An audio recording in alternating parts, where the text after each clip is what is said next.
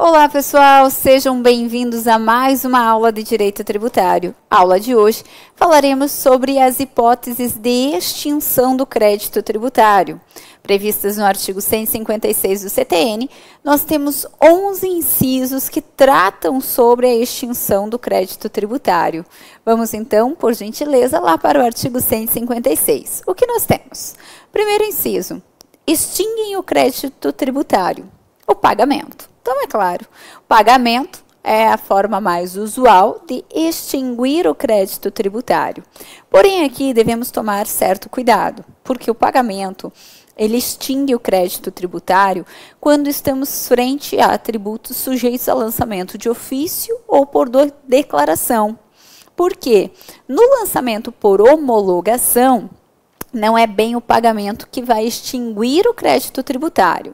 Para vocês recordarem, o lançamento de ofício é aquele que a autoridade administrativa, ela verifica que ocorreu o fato gerador, determina a matéria tributável, calcula o valor do tributo devido e já encaminha o carnê para pagamento ao contribuinte. Assim como exemplo, temos o caso do IPTU, do IPVA. Nós afirmamos que quando a autoridade administrativa ela faz tudo o que está no artigo 142 do CTN de forma sozinha, sem nenhuma ajuda do contribuinte, é um lançamento de ofício. E aí, como a autoridade faz tudo sozinha, apenas encaminha o carnê de pagamento para o nosso contribuinte, é claro que o contribuinte, realizando aquele pagamento, vai extinguir o crédito tributário. Logo, nessa modalidade, realmente o pagamento extingue o crédito tributário. No lançamento por declaração, também o pagamento extingue o crédito tributário. No lançamento por declaração, nós temos, nos termos do artigo 147 do CTN, quando o contribuinte pratica o fato gerador e comunica à autoridade administrativa sobre a ocorrência daquele fato gerador. E então, a autoridade administrativa, com base nessas informações do contribuinte a respeito da ocorrência do fato gerador, ela consegue constituir o crédito tributário, realizar o lançamento. A exemplo do que ocorre em muitos municípios, como o ITBI, Imposto de Transmissão de Bens Imóveis por Título Oneroso. O contribuinte, ele realiza a compra do imóvel, né? Na verdade, o comprador é o contribuinte em muitos municípios, comunica à autoridade administrativa que realmente faz aquele lançamento emitindo o carnê do ITBI para que o contribuinte realize o pagamento. Assim, mais uma vez, o pagamento irá extinguir o crédito tributário.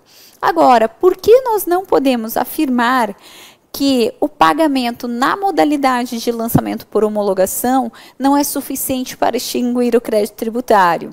Como nós já comentamos em aulas anteriores, o lançamento por homologação previsto no artigo 150 do CTN é quando a lei estabelece que o próprio contribuinte, ao verificar que praticou o fato gerador, ele já calcula o valor do tributo devido e já recolhe aos cofres públicos, de modo que a autoridade administrativa venha apenas posteriormente para verificar se foi feito o pagamento de forma correta ou não. Então, como é o próprio contribuinte que realiza o pagamento frente à ocorrência do fato gerador, não posso afirmar que esse pagamento já vai extinguir o crédito tributário. Isso porque, se o contribuinte não pagar o valor correto, como eu direi que o pagamento extinguiu o crédito tributário? Vamos para um exemplo? Lembrando que hoje a maioria dos tributos são sujeitos ao lançamento por homologação. Vamos pegar aqui o caso do ICMS, que é por homologação. O ICMS, o comerciante, realiza a operação de circulação de mercadorias, verifica que, então, praticou o fato gerador do ICMS, calcula o valor que é devido e recolhe.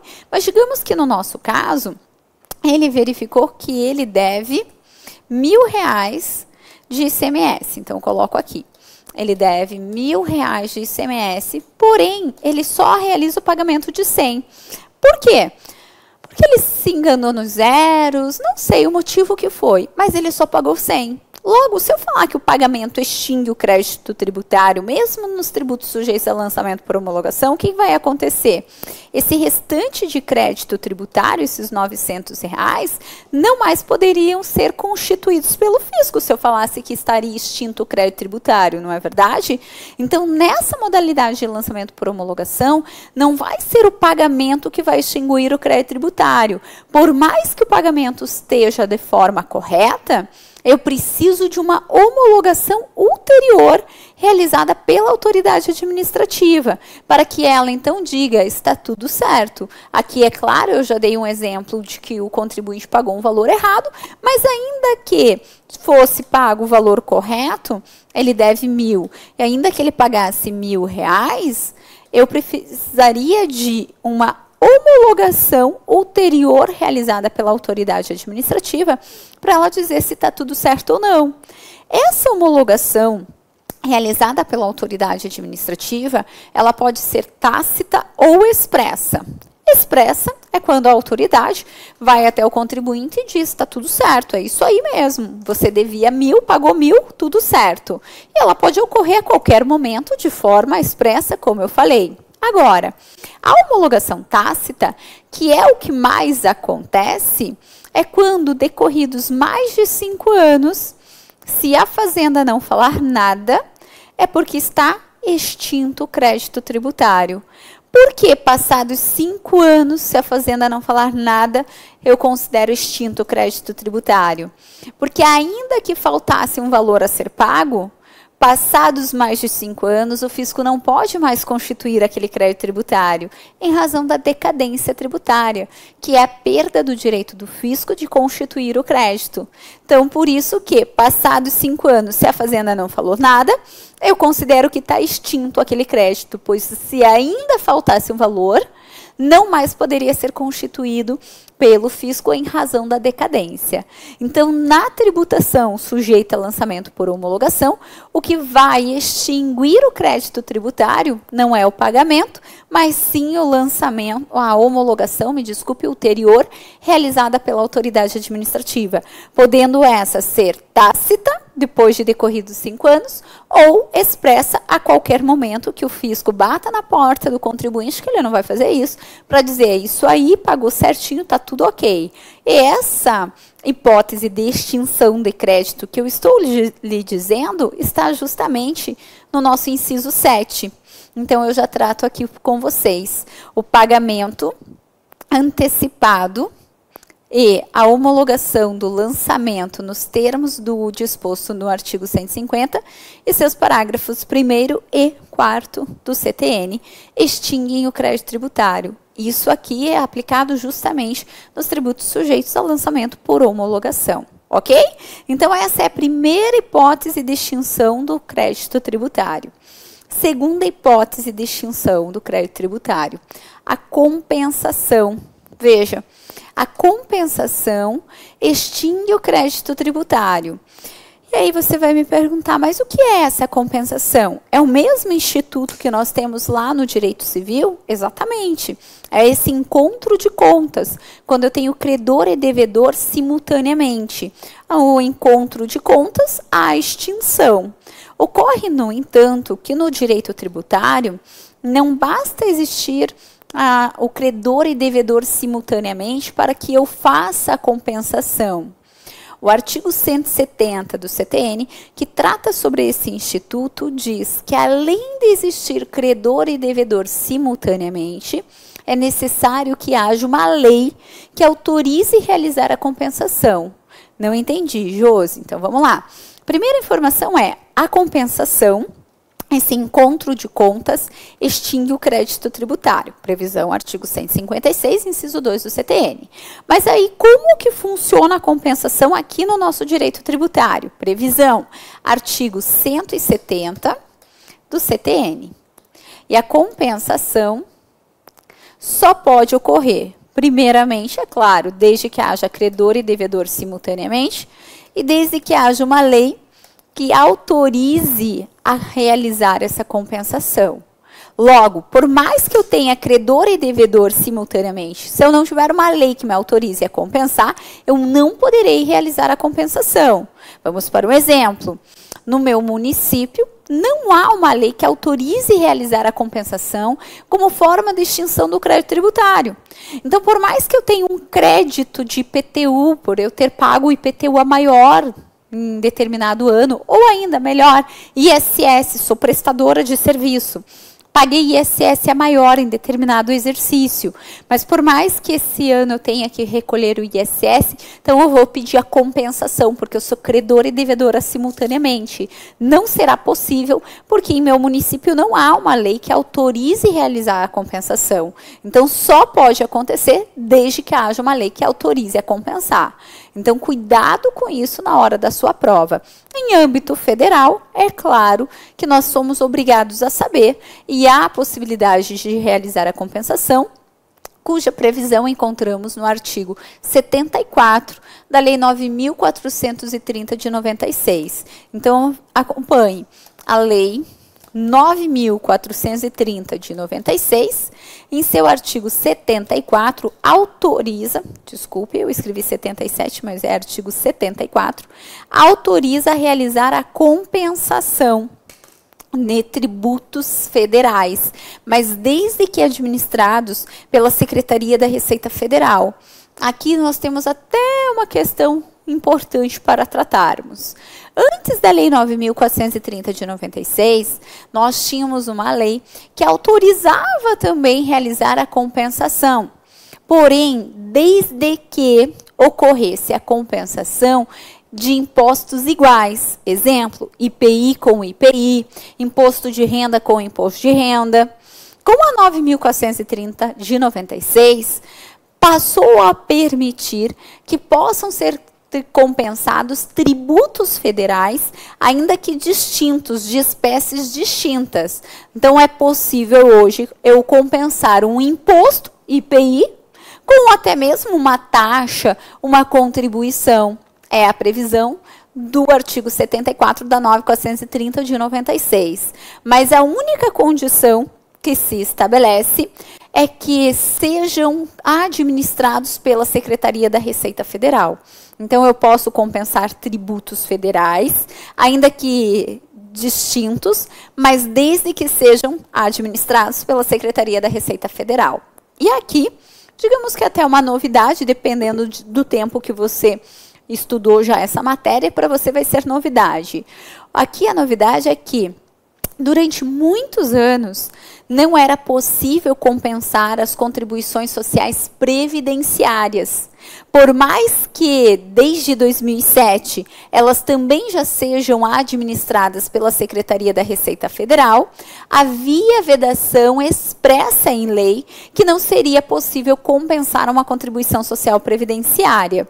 Mas, no ano passado, nós tivemos uma alteração na legislação e essa vedação hoje deixou de existir. Então, mesmo as contribuições sociais previdenciárias, como são administradas pela Receita Federal, elas já podem ser objeto de compensação por força do artigo 74 da 9.430 de 96. Quanto às vedações existentes na 9.430 de 96, há menção no parágrafo 3º. Então, o parágrafo 3º do artigo 74 traz ali algumas situações em que não será permitida a compensação, ainda que se refira a tributos em âmbito federal administrados pela Receita Federal. A exemplo, o contribuinte já tenta um ressarcimento, uma compensação na esfera administrativa, por compreender que ele tem direito a determinado crédito. Logo, a autoridade diz, não, você não tem esse crédito. A autoridade profere uma decisão dizendo que o contribuinte não tem o crédito. Então, ele não tem como realizar aquela compensação. Só que ele já estava compensando, porque na esfera administrativa é assim que funciona. Como a maioria dos tributos são sujeitos a lançamento por homologação, em que o contribuinte verifica que praticou o fato gerador, calcula o tributo e já recolhe o tributo, Ao invés de eu recolher, se eu entendo que eu tenho um crédito, eu já vou fazendo a compensação. Só que é claro que eu tenho que comunicar à Receita Federal por meio da DCTF, que é uma Declaração de Débito e Crédito Tributário Federal. Quando eu entrego a DCTF e digo, ó, eu tenho um crédito referente ao IPI relacionado ao exercício anterior e tenho um débito desse exercício. Então, ao invés de eu pagar, eu vou compensar. Eu vou realizando a compensação. Porém, vem uma decisão da autoridade administrativa julgadora e diz, não, você acha que tem o crédito, mas você não tem esse crédito, não. Então, pode parar de compensar que você não tem esse crédito.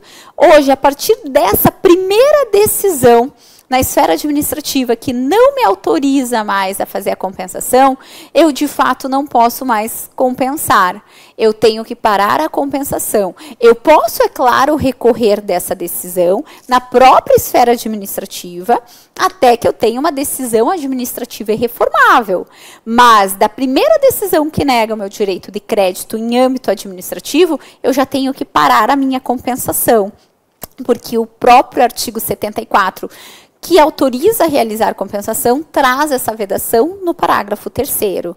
Então, isso também é motivo de perguntas em provas de concurso, porque durante muitos anos era possível realizar a compensação, mesmo frente a uma decisão administrativa que negava o direito de compensar.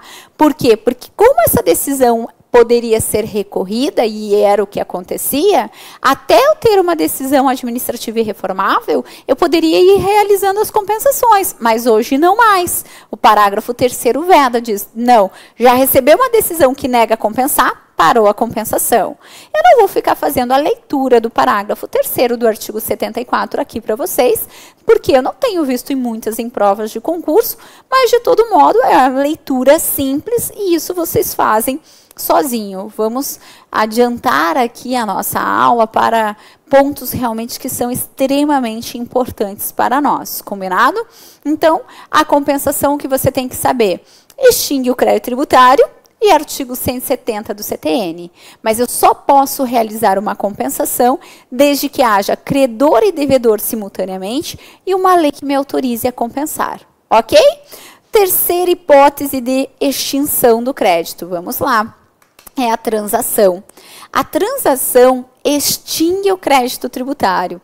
Mas aí você pergunta, mas o que é uma transação? É um acordo entre as partes, em que cada uma das partes acaba cedendo um pouquinho. É muito comum quando nós deparamos em muitos estados com a legislação do IPVA. Quando você tem lá na lei que você deve tanto de IPVA, mas você pode pagar aquele valor em até 4, 5 vezes. Mas, por outro lado, se você pagar à vista, você vai ganhar um desconto. E aí a lei está autorizando aquela transação, até porque realmente a transação só pode ser por meio de lei. A lei está fazendo uma transação por quê? Porque cada uma das partes cede um pouco. Temos o Estado de um lado que diz, olha, eu teria tanto para receber, desde que você pagasse em 5 vezes. Mas se você pagar à vista, eu te dou um desconto. E do outro lado, o contribuinte olha e diz, eu teria até 5 vezes para pagar, mas eu vou pagar à vista. Então, eu estou cedendo o meu direito de parcelar para pagar à vista, mas também ganho aí um desconto. Então, se eu pego lá que eu devia R$1.000 de IPVA, digamos que eu deva R$1.000 de IPVA, se eu pagar à vista, que eu pague só 900, porque a lei diz que eu tenho desconto. Quanto aos 900, estará extinto o crédito de IPVA, porque eu realizei o pagamento. E quanto aos R$100, uma vez que era devido 1.000, está extinto em razão da transação. Então, a transação também é uma forma de extinguir o crédito tributário. Mas é claro que para que ocorra uma transação, é necessário que haja previsão em lei. Quarta hipótese que extingue o crédito tributário, a remissão. A remissão extingue o crédito tributário. Mas o que vem a ser a remissão? A remissão, com 2 S's, configura o perdão da dívida tributária. E esse perdão da dívida tributária, ele pode ser total, inclusive. Pode ser parcial, apenas de uma parte, é claro, mas pode ser total. E aqui muita gente confunde remissão com anistia. E nem preciso te falar que as bancas de concurso acabam aproveitando esse descuido para cobrar realmente. Vamos até fazer um breve paralelo para que você perceba as principais diferenças entre o Instituto da Remissão e o Instituto da Anistia, para que você não caia mais em nenhuma pegadinha. Colocamos aqui de um lado, então, a remissão e do outro lado, a anistia. Remissão com 2 S, como eu disse, é perdão da dívida e é uma hipótese de extinção do crédito tributário. Então, a remissão é a extinção do crédito tributário. A anistia, que nós ainda iremos estudar, corresponde à exclusão do crédito tributário. Então, eu tenho a remissão, que é a extinção, e a anistia, que é a exclusão. A remissão, como é hipótese de extinção do crédito tributário, ela ocorre posteriormente ao lançamento. Então, muitas vezes temos perguntas assim em provas de concurso. A remissão é depois do lançamento. Sim, porque já foi constituído o crédito e aí vem uma lei que me perdoa daquele crédito. Então, é um perdão que vem depois do lançamento, eu digo que é uma remissão. Então, guarde, porque isso pode aparecer. Remissão só ocorre depois do lançamento. E a anistia? A anistia, como é hipótese de exclusão, exclusão impede que o crédito tributário seja constituído. Então, a anistia ocorre antes do crédito tributário ser constituído. Então, colocamos aqui, pontuamos, que a anistia é antes do lançamento. E a terceira grande diferença é que a remissão pode perdoar tudo. Tudo o quê? Todo o valor da dívida tributária. Quando você deve o valor do principal, juros e multa. Se for concedida uma remissão total, significa dizer que houve o perdão de toda essa dívida tributária. Houve o perdão quanto ao valor do principal, dos juros e da multa. Já a anistia, não. A anistia só perdoa a penalidade tributária. Ou seja, a anistia só perdoa a multa tributária. E aí alguns perguntam, ô Josi, mas se a remissão pode ser parcial, pode acontecer da remissão perdoar apenas a multa? Pode, porque como eu disse a vocês, nós temos que a remissão, ela pode ser total ou apenas de uma parte. Pode se referir, é claro, ao valor da multa tributária. E a anistia? A anistia só perdoa a multa. Mas como que eu vou distinguir se é uma remissão, quando perdoa só a multa, ou se é uma anistia, porque perdoa só a multa, a anistia? Porque a anistia, como eu lhe disse, ela é antes de ser constituído o crédito tributário, é antes do lançamento, enquanto que a remissão é depois do lançamento. Então, esse vai ser o diferencial na tua prova para você não errar. Remissão, extinção do crédito, é depois do lançamento. Anistia, exclusão do crédito, impede que o crédito tributário seja constituído. Um exemplo de anistia, para que você compreenda o porquê que há o perdão da multa antes mesmo de ser constituído o crédito. Chegando perto do final de abril de todo ano, muitas pessoas que deixam para encaminhar a sua declaração de IR acabam ficando um pouco desesperadas, porque tem medo de não dar tempo.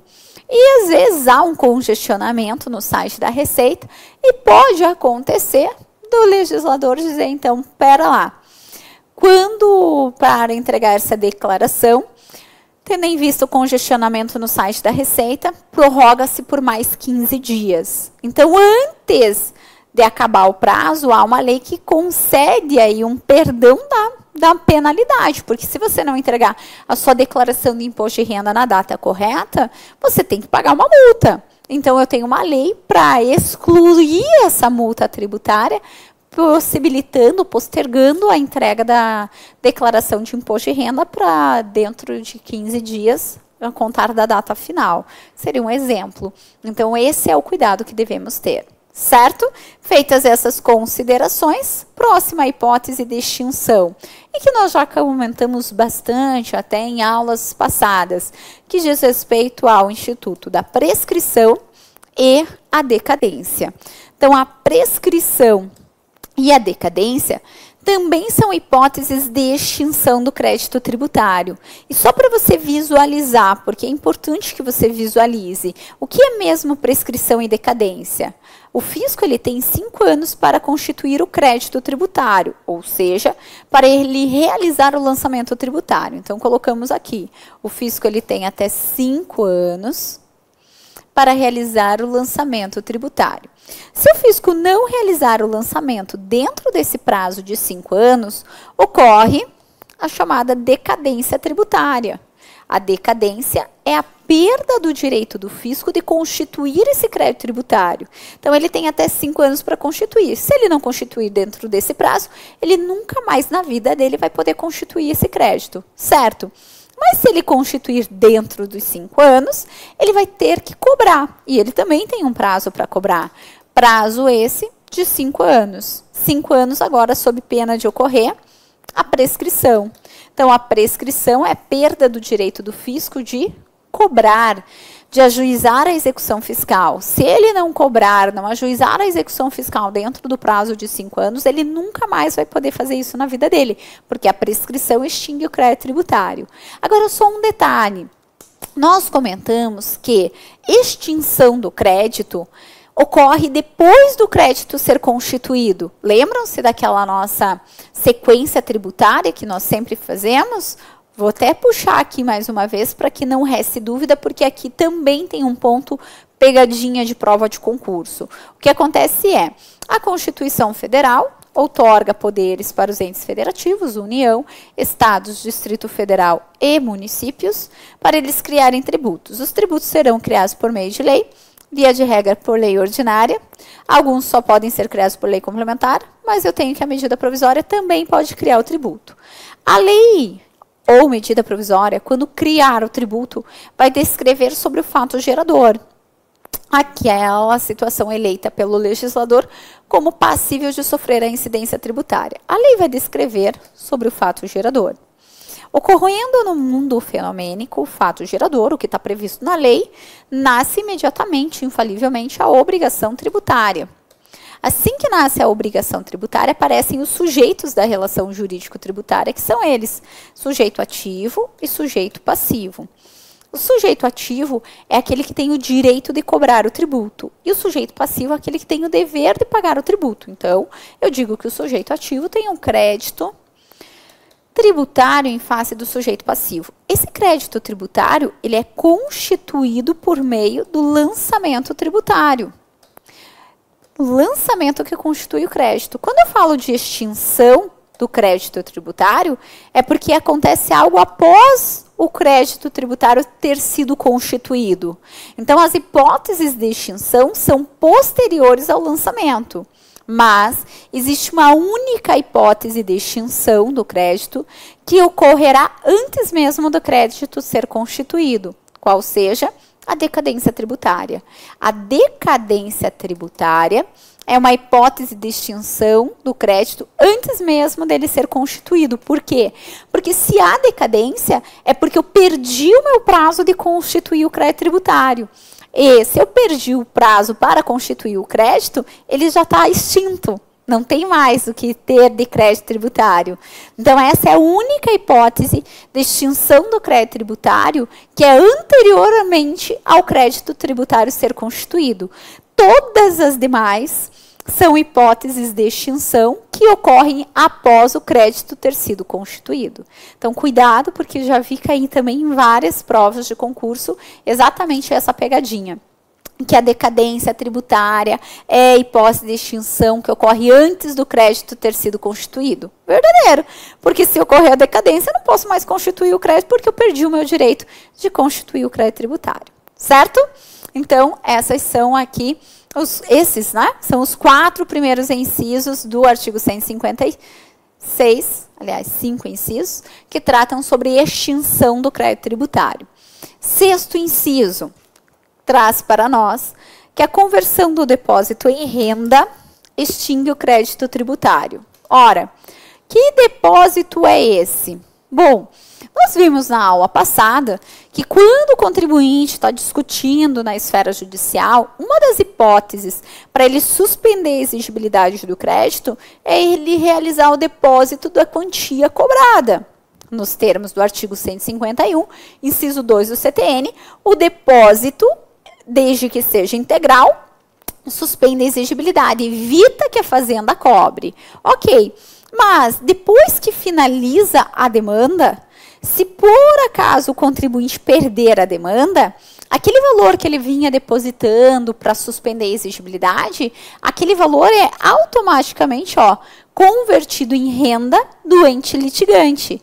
E aí, essa conversão em renda do ente litigante extingue o crédito tributário. Não precisa que o contribuinte vá lá e pague para o ente. Como o contribuinte perdeu e ele estava fazendo mensalmente, conforme for o caso, claro, o depósito, o contribuinte que perde na esfera judicial, transitado em julgado, é claro, aquele depósito será convertido em renda do ente litigante. Ok? Vem comigo lá para o nosso próximo bloco para falarmos sobre as demais hipóteses de extinção do crédito tributário. Não saia daí, estou te esperando.